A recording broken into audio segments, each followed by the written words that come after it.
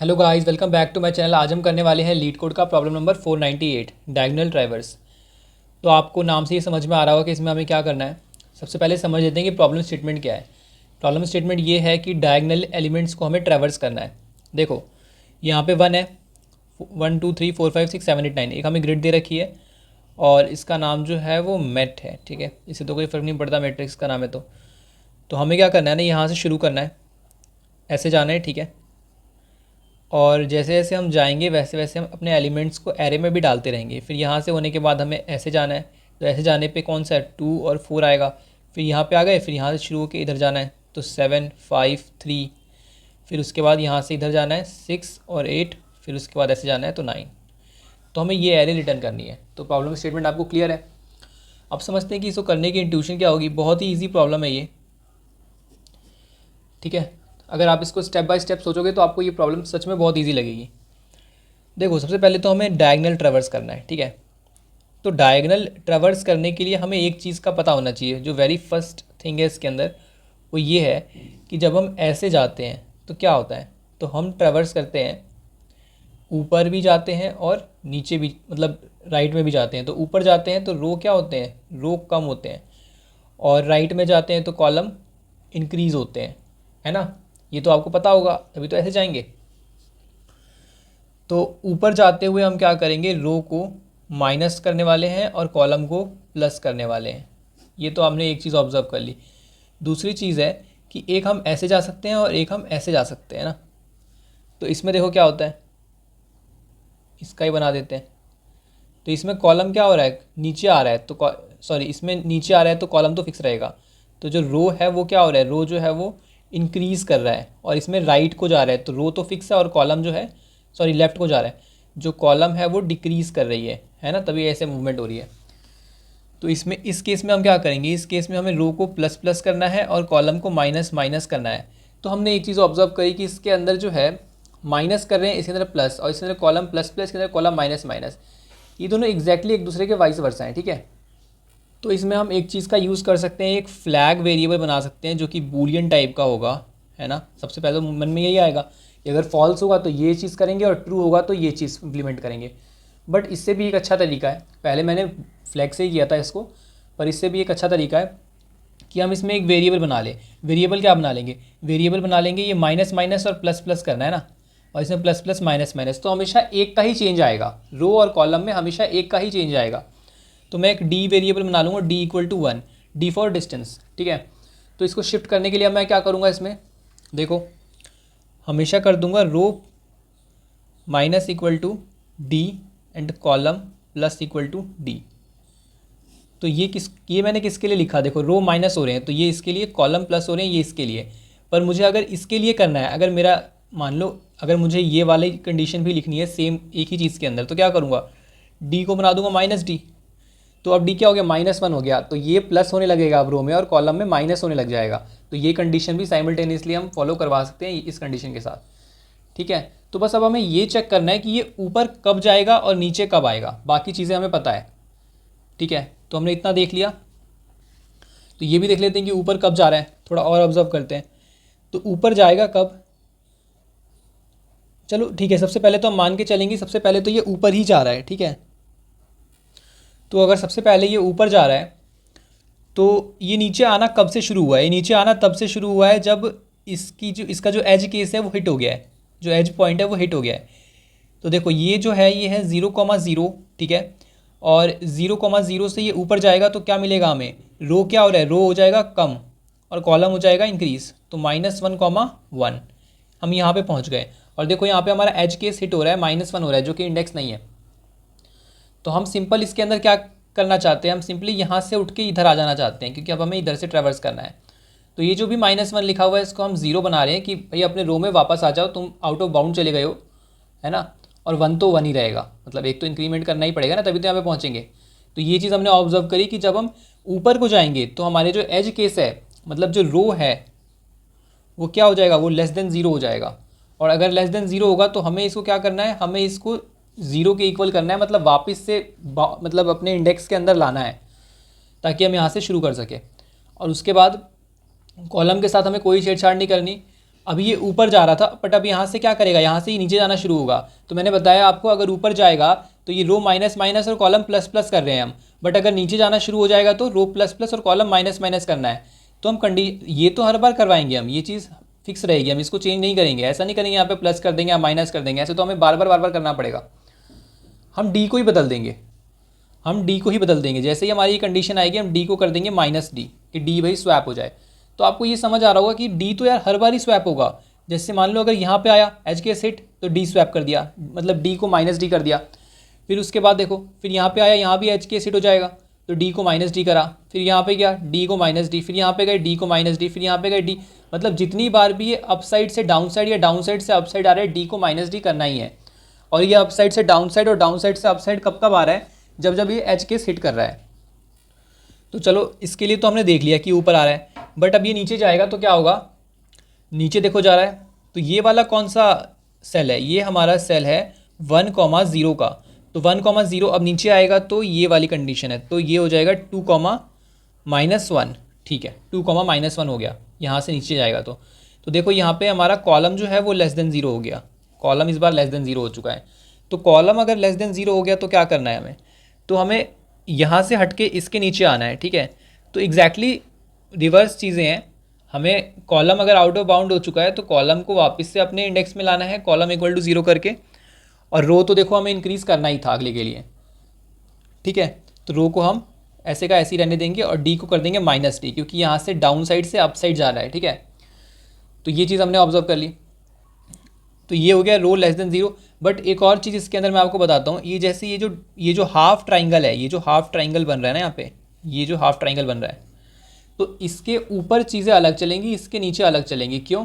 क्योंकि देखो इसके ऊपर क्या होगा, इसके ऊपर रो लेस देन 0 होगा जब ये ऊपर जाएगा। जब ये ऊपर जाएगा तो रो लेस देन 0 का केस हिट होगा हमेशा, और जब ये नीचे जाएगा तो हमेशा कॉलम इज लेस देन 0 का केस हिट होगा।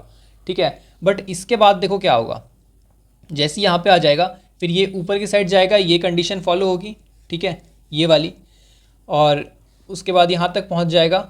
और यहाँ पे देखो क्या होगा, यहाँ पे इसकी वैल्यू हो जाएगी 0,2। ठीक है, और 0,2 से आगे जाएगा, देखो ऊपर की साइड कैसे जा रहा है इधर, तो 0 -1 हो जाएगा और 3 हो जाएगा।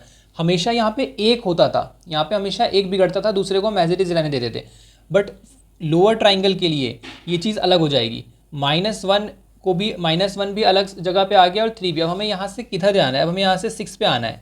तो 6 पे हम कैसे आ सकते हैं, तो सबसे पहले हमें क्या करना है, अच्छा ये वाला सेल कौन सा है, ये वाला जो सेल है ये है 1,2। ठीक है, तो -1 से 1 आने के लिए हमें इसके अंदर 2 ऐड करना पड़ेगा, 2 को ऐड करना पड़ेगा, क्योंकि देखो ना ये यहाँ पे एक रो आगे आ चुका है। ठीक है, तो हम पहले क्या करते थे, रो इक्वल टू 0 कर देते थे। जैसे रो लेस देन 0 होता तो रो को हम इक्वल टू 0 कर देते। पर यहाँ पे अब हमारे पास नंबर ऑफ़ जो कॉलम्स हैं वो ख़त्म हो चुकी हैं, नंबर ऑफ़ कॉलम्स ख़त्म हो चुके हैं, तो हमें नीचे जाना पड़ेगा। ठीक है, और जैसे ही नीचे जाएंगे तो क्या होगा, रो में इंक्रीमेंट होगा, कितने का, 1 का, और 1 पहले से था तो इसलिए हम यहाँ पे +2 कर रहे हैं। तो +2 करते ही यहाँ पे 1 आ जाएगा, और कॉलम में से हम 1 माइनस कर देंगे। क्यों? क्योंकि अब कॉलम फिक्स रहेंगे, कॉलम को हमें बाउंड में लाना है। कॉलम में से आप या तो -1 कर दो या फिर आप डायरेक्ट ये बोल दो कि यार अब हमें कॉलम को बाउंड में लाना है। यहाँ पे हम रो को लाते थे जब रो लेस देन 0 हो जाता है, अब कॉलम जो है वो ग्रेटर देन हो चुका है, ग्रेटर देन m-1 हो चुका है, मतलब अपनी लिमिट से ज़्यादा हो चुका है। तो कॉलम को हम वापस से क्या करेंगे कि तुम m-1 हो जाओ। ठीक है, तो कॉलम ये फिक्स करके चलेगा। अब ट्रेवर्स किधर होगा, अब इधर इधर ट्रेवर्स होगा, इधर इधर ट्रेवर्स होगा, तो ये कॉलम फिक्स करके चलेगा, ये रो फिक्स करके चलेगा। ठीक है, तो अगर कॉलम जो है वो greater than equal to m हो जाता है तो फिर क्या क्या कंडीशंस हैं, तो रो में हमें 2 ऐड करना है और कॉलम को हमें क्या करना है, कॉलम को हमें बाउंड में ले आना है। और हाँ, यहाँ से अप साइड से डाउन साइड रिवर्स हो रहा है तो हमें d इक्वल टू -d तो करना ही है। ठीक है, अब उसके बाद देखो, अब यहाँ पे क्या होगा, ये कौन सा है, 0, 1, 2, तो 2,1 हो गया। ठीक है, तो 2,1 से इधर की साइड जाने में देखो क्या होगा, 3,0 पे चला जाएगा। तो देखो 3 जो है वो प्रॉब्लम कर रहा है। ठीक है, 3 जो है वो आउट ऑफ बाउंड जा रहा है, और ये क्या है, ये है रो। तो जब रो जो है वो greater than equal to n हो जाएगा तब क्या करना है हमें, और हमें यहाँ से किधर आना है, 3,0 से इस पे आना है ना, क्योंकि अब इसकी बारी है। तो हमें रो में से, सॉरी हमें कॉलम में से यहाँ पे 3,0 हो गया, तो हमें 0 से किधर आना है, 0 से हमें इस पे आना है 2,2 पे। ठीक है, तो ये इसको क्या करेंगे, इसको 2 का इंक्रीमेंट देंगे कॉलम को, और रो को क्या करेंगे, रो को हम वापस बाउंड में ले आएंगे, रो को हम वापस n-1 कर देंगे। ठीक है, देख लो एग्जैक्टली सेम कंडीशंस हैं, बस थोड़ा बहुत स्वैपिंग है इसके अंदर। जो आउट ऑफ बाउंड जा रहा है उसको बाउंड में ले आएंगे, उसे तो लाना ही पड़ेगा, और जो वैसे जा रहा है उसको बस यहाँ से एनालाइज करके हमने थोड़ा सा इंक्रीमेंट किया है। ठीक है, और d इक्वल टू -d तो करेंगे ही, क्योंकि इसके बाद जो है वो अपसाइड वाले मूव आएगी। ठीक है ना, तो जैसे ही रिवर्स होता है तो हम d को तो चेंज हर बार कर रहे हैं। तो यही 4 कंडीशन हमारे पास हैं कि रो लेस देन 0 हो सकता है, कॉलम लेस देन 0 हो सकता है। ठीक है, मेनली है क्या, देखो जैसे ये हमारी ग्रिड है। ठीक है, और अच्छे से आपको मैं थोड़ा क्लियर कर देता हूँ इसे, और ये मेरा ट्राइंगल वाला पार्ट है, मैंने इसको बांट दिया। अब होगा क्या, इतने पार्ट में जब भी ये ऐसे जाएगा ऐसे जाएगा ऐसे जाएगा तो रो लेस देन 0 वाली कंडीशन आएगी, ऐसे जाएगा तो row greater than 0, sorry column less than 0 वाली कंडीशन आएगी। जैसे इस पे आएंगे ना ये लोग, तो column greater than equal to m वाली कंडीशन आएगी, और नीचे जाते हुए row greater than equal to n वाली कंडीशन आएगी। तो बस ये बात थी इसके अंदर। अब देख लेते हैं कि हम इस लॉजिक को कोड में कैसे इंप्लीमेंट करेंगे।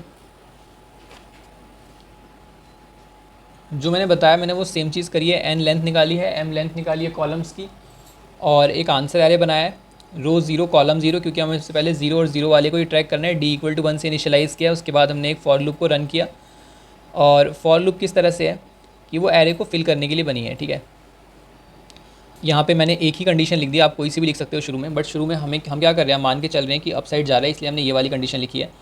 और जब भी row greater than equal to n होगा तो रो को बाउंड में ले आएंगे और कॉलम में 2 का इंक्रीमेंट करेंगे, तो वो अपनी जगह पे आ जाएगा, और d माइनस डी हर बार होगा। ठीक है, हर कंडीशन में d इक्वल टू -d होगा। यहाँ पे भी जब ये कॉलम आउट ऑफ बाउंड जाएगा तो कॉलम को बाउंड में ला रहे हैं, और हाँ, इसके बाद जैसे लोअर वाले ट्राइंगल में वो कॉलम को फिक्स करके चलेगा, और इस इधर वाली साइड में वो रो को फिक्स करके चलेगा। ठीक है, और रो को इंक्रीमेंट कर दिया 2 से, फिर यहाँ पे भी ये हमारा अपर ट्राइंगुलर वाला पार्ट है, और लास्ट में रिटर्न कर दिया आंसर। ठीक है, एक बार इसको ड्राई रन करके समझ लेते हैं कैसे हो रहा है।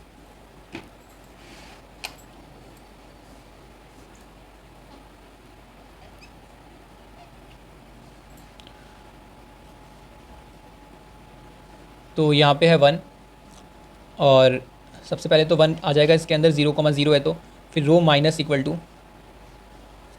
यहाँ पे लिख लेता हूँ, हमने 0,0 से शुरू किया, फिर उसके बाद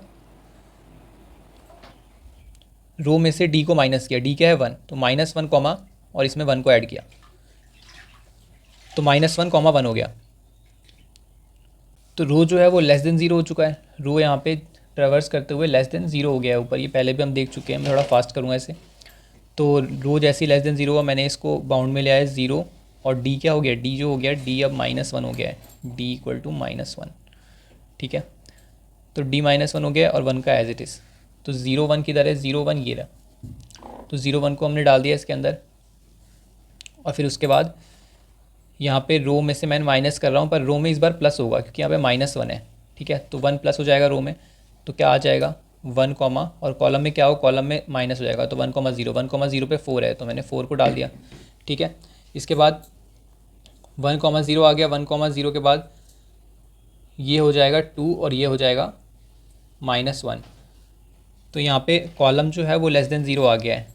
ठीक है, ये ऐसे करने के बाद कॉलम जो है यहाँ पे लेस देन 0 आ गया, अब हमें 7 पे आना है, तो कॉलम लेस देन 0 हो गया, तो कॉलम को बाउंड में लाएंगे, तो 2,0 हो जाएगा, 2,0 पे ये है, तो 7 को इसके अंदर डाल देंगे, ऐसे ही हम 7 5 3 को डाल देंगे, d इक्वल टू 1 हो जाएगा ना, d 1 होगा तो क्या होगा, रो माइनस होगा और कॉलम में प्लस होगा, तो 1,1 फिर 0,2 है ना, और फिर -1,3। देखो आगे यहाँ पे दोनों आउट ऑफ बाउंड।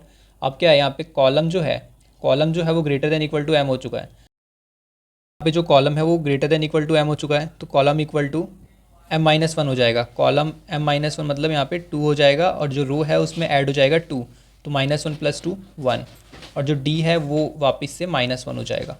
ठीक है, तो ऐसे करके चीज़ें काम कर रही हैं। ये एग्जैक्टली मैं आपको पहले भी समझा चुका हूँ सेम चीज़, इस पर ज़्यादा टाइम नहीं देते। 5 3 और उसके बाद आ जाएगा 6 8 एंड देन 9। ठीक है, आप इसको खुद से भी ड्राई रन करोगे तो आपको ये समझ में आ जाएगा कैसे हो रहा है। अब बात कर लेते हैं इसकी टाइम कॉम्प्लेक्सिटी की। टाइम कॉम्प्लेक्सिटी होगी इसकी बिग O ऑफ n, क्योंकि हमने सिर्फ एक लूप का यूज़ किया है, ठीक है। सॉरी n नहीं होगी, m इंटू n होगी, ठीक है। और जो स्पेस कॉम्प्लेक्सिटी होगी वो होगी बिग O ऑफ 1, क्योंकि हमने इसमें कोई भी एक्स्ट्रा स्पेस का यूज़ नहीं किया। तो गाइज़ ये थी आज की वीडियो। अगर आपको वीडियो हेल्पफुल लगी हो तो वीडियो को लाइक करें और चैनल को सब्सक्राइब कर दें।